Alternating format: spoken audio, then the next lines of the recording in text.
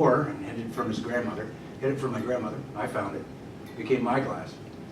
Sat out on the porch and drank too much, and remember one of my sons walking up the porch and saying, "Dad, let's go play catch."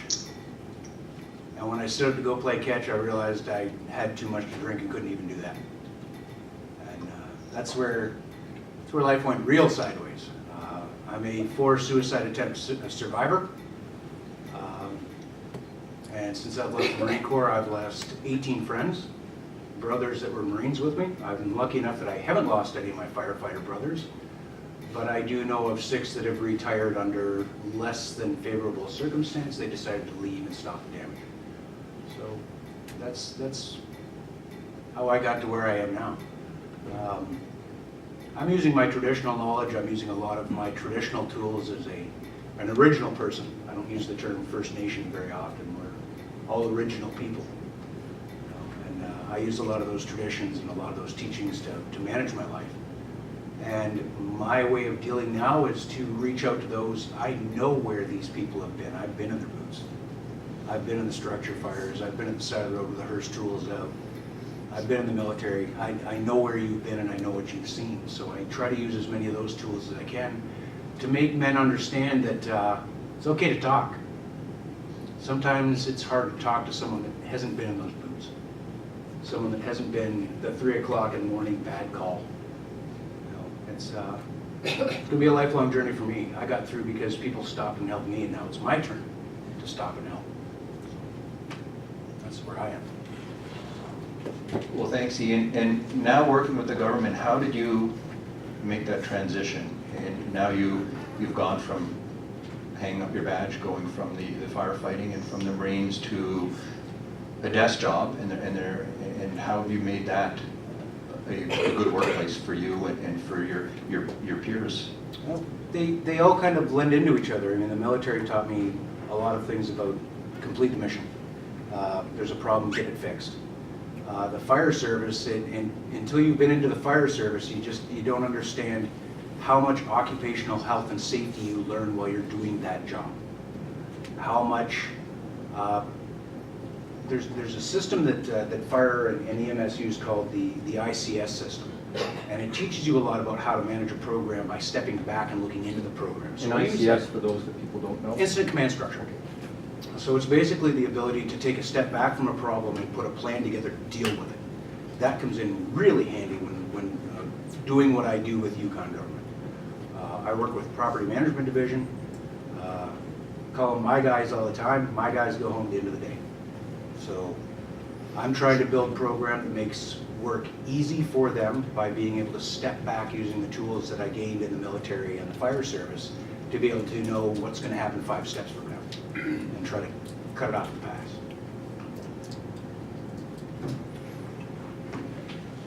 Questions, thoughts from the audience?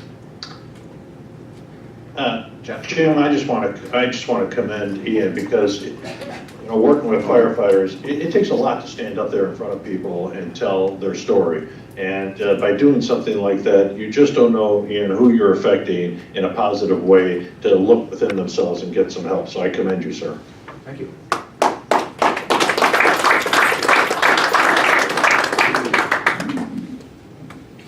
Yeah, Devin, thanks for sharing, Ian. I teared up a little bit because the WFIT story, it's one that strikes close to my heart. So I'll start by, when I first started in 2001, one of the senior medics I worked with after a pretty nasty car accident told me, if you can't handle that, you're in the wrong line of work. 15 years later, he was absolutely devastated. His career was ruined, his marriage was ruined, and it was because of PTSD. And so the fact that we're here now having this conversation shows that we're moving in the right direction. Attitudes have changed since then, and so I'm ecstatic about that we have folks like Jeff and folks like Ian who are shining light on this important topic. For me, I used to work a lot. It got to the point where I felt more comfortable around the chaos and the trauma than around my family. I have 3 young children. I would go home And I'm not a moody guy, I'm a pretty funny guy, I'm a pretty fun-loving guy. But I would be angry all the time, not sleeping properly, not fun for my kids, not fun for my wife. It's hard to go home after a bad day and have your wife say, "Oh, can you do the dishes?" At the time, I don't give a shit about the dishes. I'm recovering from my day. But one thing you need to realize is that those dishes, they're important to my wife. She was just dealing with 3 kids all day. So I started noticing changes in myself. And luckily, the same gentleman who told me that if I couldn't deal with it, I was in the wrong line of work, he put on a course. It's called Toolbox for the First Responder, Michael Swainson. Many of you probably know him. I went and did that course, and I realized, you know, when I'm going through these check boxes, I check off a lot of these boxes. So I took a long, hard look at what I was doing, and for me, the simple solution was, you know, take a sick day when I need a sick day. Don't work any overtime. Talk to my wife. I never thought that. I thought that I was boring my wife, or I didn't want to traumatize her with my trauma. But you know, we worked out a way so we could talk about it. There's ways to cope. There's ways to go home whole at the end of the day, and there's ways to live with the trauma. Now I used to always joke with my wife that I had a touch of the PTSD. You know, I've never been diagnosed with PTSD. I'm pretty sure if we were to delve deep enough, I could get a diagnosis. But for me, it's an illness, like a flu. So if you need to take a mental health day or 3, you take that. And that used to be very frowned upon in EMS, to take a sick day. Because, you know, you have to call someone on overtime, and we're always short-staffed, and it's people need you, and you start feeling, okay, well, if I'm not there to do this, who's going to handle the emergency? You think that the system starts to revolve around you, and you start feeling this massive amount of guilt when you're not there. So for me, I'm just thankful for folks like Ian and folks like Michael Swainson, and now, you know, we have education. When people come in, they're not told, if you can't handle this, you're in the wrong line of work. You're being told, and I'm telling people that if you can't handle that, it's because you're human. We're not designed to go be in some of the most intimate moments in people's lives, traumatic moments, painful moments, and not feel anything. So one of my biggest fears when I was sort of at the depth, and I was feeling almost institutionalized by my job and depressed and angry, I had this real fear that I would go to a call and I would just freeze, that I wouldn't be able to do anything, and that was my biggest fear. And I reflected on that a long time, because we train a lot, we do a lot of scenarios, and so I had to take some time off, and you know, luckily I got to take a month off in Hawaii, which always helps to be somewhere warm. And I really reflected, and it took me a while to find my confidence again, and because that PTSD, PTSI, that's what it does. It shakes your confidence. It changes who you are. You start to throw drugs or alcohol into the mix, and that muddies the waters even more.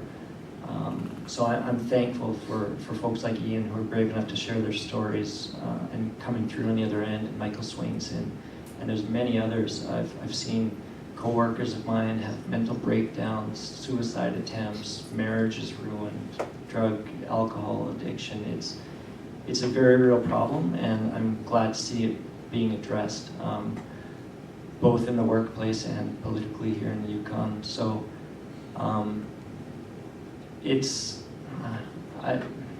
I kind of wonder what I'm doing up here, but I guess this is what I'm doing. I'm talking about it. It's we have to move beyond where we're looking to our first responders to be superheroes. We're not. We're human. We break.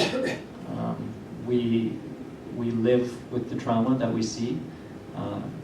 It's a great honor to be with people in their time of need, but it also takes a toll. And And in order for, I like the way that Jeff has something to incorporate the families, and because that's really what it comes down to. You have a family at work and you have a family at home, but your family at home, they're the ones who will really have your back when you need it, and they need to learn to live with the trauma as you learn to live with the trauma.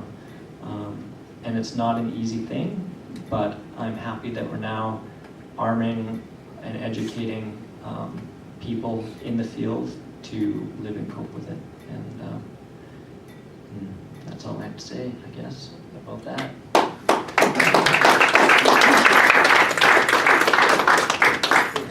Thoughts, comments? Jim, Yeah, can go I ahead, make Jeff. one, can I make one last point? 2 years ago on a Sunday evening, I got a call from a Canadian firefighter. And he said, Jeff, he said, I've heard my brothers and sisters up here in Canada talk about your workshops. How can we bring you to our fire department? And we talked for about 35 minutes. And he told me a little bit about his PTS that he was suffering from, but then it went back to what we had to offer workshop-wise. Well, after that 35 minutes, he hung up, and I sent him our brochure. He sent me an email back and said, thank you, I appreciate it, I'll get back to you. 2 days later, he put a gun to his head and ended his life. And as human beings, you wonder, especially me, what did I miss? Was there something there that he was trying to ask for help? And the point of this, and believe me, I've had numerous of these unfortunate stories, but the point is, for everyone sitting out there who wants to get involved and help out first responders, please know that it comes with a price. And that price is a piece of your heart and a piece of your soul. But I can tell you, though, the return is 10 times better than the losses that you might suffer in your heart. Because helping people and getting them through, it is just a fabulous reward. And so even for counselors and chaplains, if you want to work with us, I encourage you, but just be aware that self-care is absolutely important. And so anyone out there wanting to get involved in help, I thank you and I appreciate it, but just make sure you take care of yourself as well. Thanks for that, Jeff. Before we do sign off, there's one area we didn't touch base on, and maybe Ian and Devin, and even from the global side of it, Jeff, is are we doing enough here in Yukon? That was one of the points, and I'd just love to maybe start off with you, Devin. Are we doing enough? No, I don't think we are doing enough. I think it's difficult for first responders to have individual counseling sessions. There is EAP available, but sometimes it could be up to 2 weeks. Sometimes you're talking to people in a different province now. So no, we can absolutely do more. Now we've incorporated PTSD awareness and signs and symptoms into training. So every new employee will get some training on it, and the resources made available. Supervisors are now being trained to be made aware of signs and symptoms of PTSD in their employees. But no, we're not doing enough, and once we are doing enough, we can always do more. So I don't think I'll ever sit here and say we're absolutely doing enough. We can always do better. What's happening in the communities? That's primarily volunteer, isn't it? Yeah, it's primarily volunteer. So in the communities, what will happen after a difficult call is they'll call the rural supervisor, rural manager, and they'll get a critical incident stress debriefing team out within 24 hours. And immediately the supervisors who work in the communities should all be, in theory, trained to hold debriefings. So, but again, we need more mental health workers in general in the communities and in Yukon. Mental health in general needs to be a higher priority, especially for first responders. Thanks for that. And I do want to, before I get to the next question, I do want to I know a lot of this talk, and of course my close to 30 years is in the fire service, is as much as we're looking at, and I do want to commend the current government in place, but I also want to commend, and Liz Hansen is here, leader of the NDP, has just been a huge advocate of ensuring, and on her platform was ensuring that PTSD would be legislated. But I do want to make, as we do move forward, in my role as the president of the Association of Yukon Fire Chiefs, we've moved a resolution forward to petition the government in moving this legislation forward. And as much as I almost look at it towards 911, as much as most of the 911 calls, as I was a big advocate of moving the Yukon-wide 911 forward, it isn't for fire. It was more so for it is for fire, but more for ambulance too. They have more calls. So I'm looking at the post-traumatic stress in the legislation, my long-winded way of saying we've got to have full inclusivity of fire, ambulance, nurses, doctors, workers who work in women's shelters, everything full encompassing. So I don't want people to go away saying, hey, wow, they're only looking at pushing it for first responders. That is not it. We're all affected by this in some way, shape, or form. So just wanted to say that. And there's one more question. Yeah, I'll try to make it quick. I know the resources here for mental health are really, they're lacking. I've never seen such bad mental health. And I work in corrections. So Actually, you know what? Can you, just so Jeff can hear it as well? Sorry, Jeff. So I work in corrections, and so mental health here in the Yukon is lacking for not just non-offenders, but for offenders as well. And I've never seen such a terrible mental health state ever, anywhere. And I guess my question is for people that need to talk, like first responders, whether it's firefighters or EMS, if they actually have to talk to a counselor, because we don't have enough counselors, mental health people.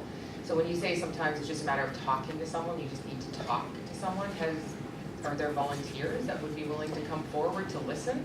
They don't have to be qualified, sometimes they just have to sit there and listen. There are hotlines from what's the organization called, Mark? It's it's the one that helps the what's it? Morneau Chappelle. Well, that's the EAP. That's the EAP, but there's there's a crisis line, but it's for first responders, for military, EMS, and I should know it off the top of my head, but I don't. But it's a national thing in both Canada and the United States. It's to help those that help others. I forget the name of the organization. It's got a movie star as a spokesperson. Yeah. But so there are resources out there, but like I said, they could be better. And sometimes it's you need to have someone to sit down face to face, or sometimes it's better to talk. Slater is who you're talking about? Sorry, what? The star William Slater? Are you talking about that guy? Is he off of CSI? I'm not sure. Are you talking about the movie star, right? Yeah. I think it was William Slater maybe you're referring to. Could be. Yeah.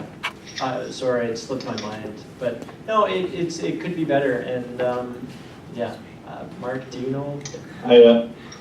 Jim, can I make a real quick point? What's becoming very popular here in the States are what we call peer support teams. And you could do that in the Yukon very easily, is create district-wide peer support teams. These are specially trained first responders, firefighters, correction officers that are trained to listen and talk when they are asked, can I talk to you today? Say a correctional officer and they want to talk to a peer support member. And they are designed to listen, to help, find resources. And if they have to escalate, then these peer support teams are overseen by a counselor or a doctor that they can move on then to regular formal meetings. But not everything is that point of where you have suicidal or things. Sometimes, like you said, people just want to talk about issues going on in their lives. And so peer supports are really becoming very popular. Well, thanks for that. I think we're close to the end, and I do have I didn't say it at the beginning, but I got a couple of gifts that I brought from Dawson with me because I knew we'd have a whole bunch of questions. So seeing that it's cold out and Jeff, it's about minus 35 Celsius, so that's, I don't know, probably about 100 below for you if I'm transferring our financial state. So I got him a pair of gloves. For the, You know what? no, yeah, and then here's a hat from you for your question. And I think, before I wrap up, we would have never seen this 5 years ago, 10 years ago, 15 years ago. The things that I've also witnessed through my career, we never talked about. We just hit it. And I almost associate to my Catholic upbringing. You had your confession you can go to, and you go into a little booth and you leave, and one-on-one, and we need to share the things. And I think what's really nice about where we're moving forward with it now, and I think of Winston Churchill, he had a great statement. He goes, if you want to make your point, don't be subtle or clever with your words, use a pile driver. And I think in a respectful manner, and I think that's what we have to do to move this forward. So just in saying that, I want to thank Jeff Dill for making the time, Ian and Devin. This is incredible. And I think when I was first asked to do this, I said yes. And the list of people that I knew that are suffering from this injury is huge. But I don't think I could have had 3 amazing people be here. So in saying that, hopefully Jeff, you can still hear me. It's perfect timing. We're down a low battery. Any last words from you, Jeff? Stay warm up there. I'm going to go lay out in the sun. Thanks for that. And Ian? I'd just like to say one more thing. Realize that broken people do broken things. That was told to me a long time ago. It's not that I can't discuss things with people that are available for EAP programs and counselors and things like that. They don't understand. Take your worst day and multiply it by every day, and you're somewhere near where we live sometimes. So, thanks for being there. Thanks for putting your hand out, and thanks for offering. But if you don't understand why the medics and the police and the corrections officers and the firefighters aren't coming forward and grabbing a hold of you and talking about the worst day they ever had, it's because it belongs to me. And I've got to find my way through it first. Thanks, Devin. I'm just happy that we're here having this conversation, and yeah, we got a long way to go, but this is a lot further than we were 10, 15 years ago. So. Well, thanks everyone, and also Jeff, you may not be privy to this. I also want to thank Amanda for interpreting on the side. You probably didn't see her, Jeff, but she's doing some interpreting as we're moving forward, and that's much appreciated. And it just shows how far we've come. But it also shows, I think, that question of what kind of help do we have here, and everyone's kind of going pondering. Where let's hope one day we can just say, yeah, these are the people that can help us out. So in saying that, I'll close. I want to thank everyone for being here. What a great turnout. And again, Steve and Deborah for organizing this, and in particular Amanda, but Devin, Ian, and Jeff, thank you so much.